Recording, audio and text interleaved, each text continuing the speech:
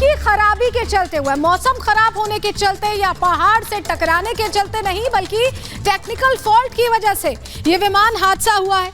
हादसे की वजह अब सामने आ गई है। एयरपोर्ट अथॉरिटी ने यह दावा किया है कि विमान हादसा मौसम की खराबी के चलते नहीं, बल्कि तकनीकी खराबी के कारण हुआ है। पायलट ने एटीसी से लैंडिंग की परमिशन ले ली थी, ओके भी कर दिया गया था, और इसी दौरान ठीक पहले आग की लपटें देखी गई विमान में। इसलिए मौसम की खराबी के कारण दुर्घटना होने की बात नहीं है।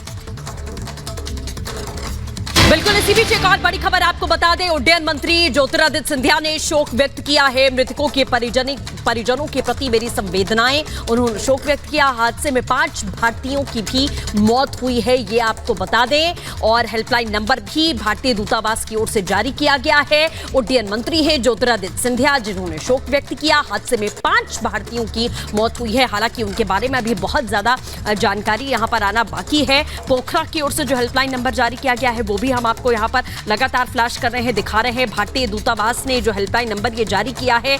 क्या आप सिलाई सीखने के लिए हजारों रुपए खर्च करने के लिए चिंतित हैं? फ्रीडम ऐप को डाउनलोड करें, 40 घंटों का टेलरिंग कोर्स देखिए और खुद का टेलरिंग बिजनेस शुरू करें। ये 2 नंबर्स हैं जो इस वक्त आप तस्वीरों में देख पा रहे हैं। इस पर किसी भी तरीके की अगर मदद चाहिए तो आप फोन कर सकते हैं।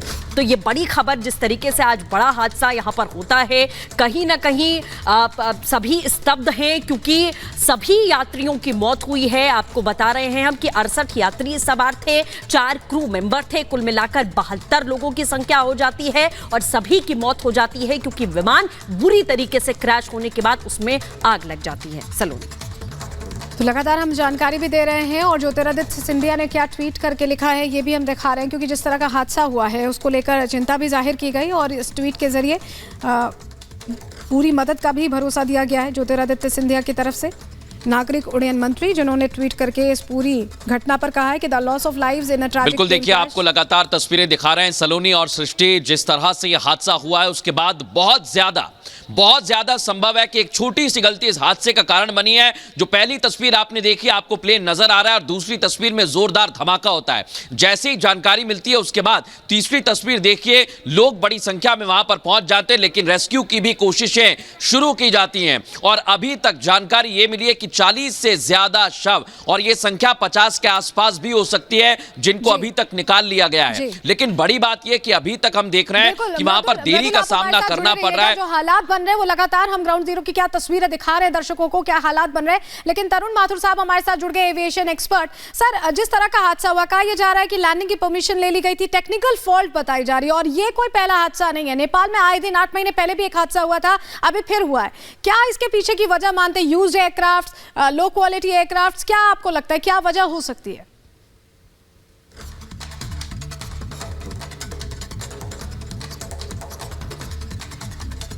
माथुर साहब, अब तक आवाज पहुंच रही है हमारी? हाँ, मुझे आवाज आपको मेरी आवाज आ रही है? बिल्कुल माथुर जी, हम आपको सुन पा रहे हैं। सवाल सर यही है कि जिस तरह से हादसे होते हैं, अभी 8 महीने पहले भी नेपाल में एक हादसा हुआ था और अभी एक बार फिर होता है, और ये कहा भी जाता है, एटीसी ये मानता है कि टेक्निकल फॉल्ट थी इस हादसे के पीछे। 5 मिनट पहले लैंडिंग की परमिशन दे दी गई थी और लैंडिंग से ठीक पहले आग लग जाती है। ये समझना चाहेंगे कि क्या नेपाल जिस तरह से एयरक्राफ्ट की डीलिंग लेता है, या ये कहें कि एयरक्राफ्ट को डील करता है, चाहे वो यूज्ड हो चाहे वो पुराने एयरक्राफ्ट हो, क्या उनकी कंडीशन इतनी बेहतर नहीं होती? आए दिन इस तरह के हादसे होते, क्या समझते हैं आप? ये जो हादसा है, आप क्या कहेंगे इस स्थिति को देखकर? देखिए, मेन समस्या इसमें एयरक्राफ्ट और जो भी टेक्निकल समस्या के साथ साथ सबसे बड़ी प्रॉब्लम क्या है, अप्रूवल्स। जो नेपाल गवर्नमेंट को अप्रूवल्स दिए जाते हैं वो बहुत ही लीनिएंट व्यू में दिए जाते हैं, जिससे क्या होता है कि वो कोई भी एयरक्राफ्ट जिसकी मेंटेनेंस का, जैसे हमारे यहाँ पे डीजीसीए मेंटेन करती है, चीजों को एक साथ देखती है, समझती है, और उसके बाद वो जैसे भी स्पाइस जेट का एक हादसा हो रहा था तो उसको बचाया।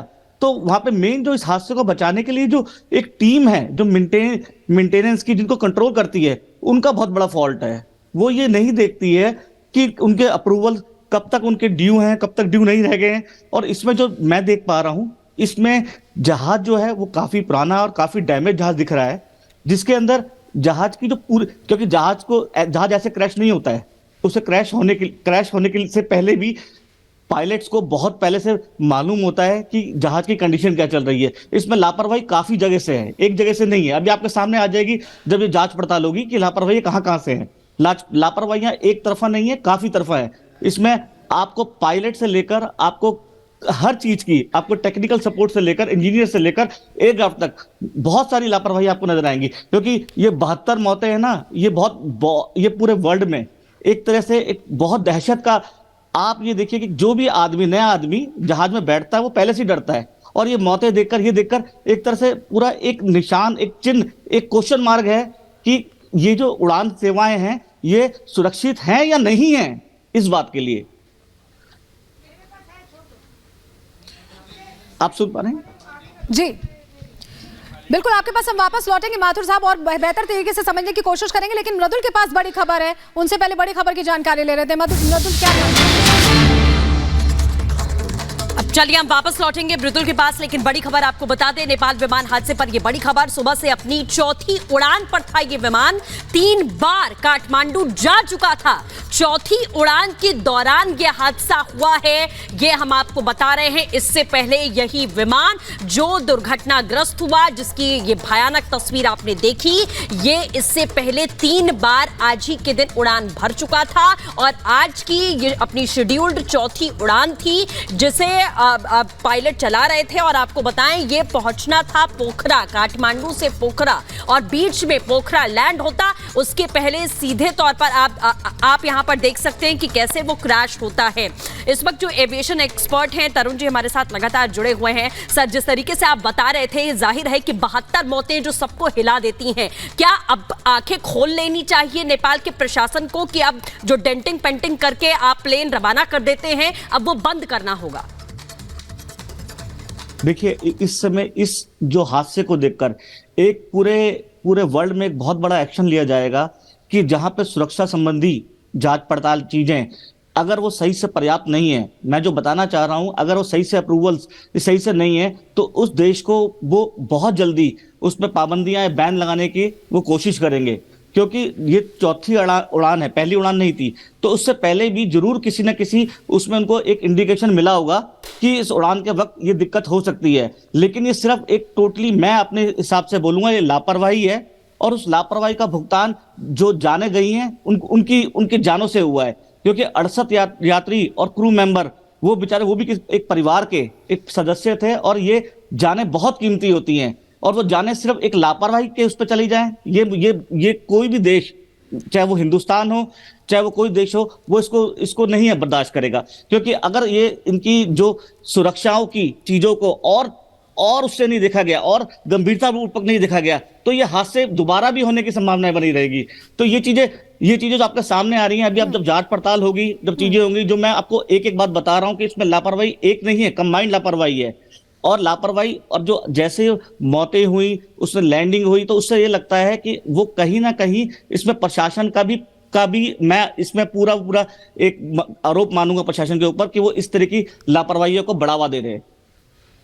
जी माथुर साहब, आप हमारे साथ जुड़े रहेगा और पहलुओं को हम समझने की कोशिश। क्या आप सिलाई सीखने के लिए हजारों रुपए खर्च करने के लिए चिंतित हैं? फ्रीडम ऐप को डाउनलोड करें, 40 घंटों का टेलरिंग कोर्स देखिए और खुद का टेलरिंग बिजनेस शुरू करें।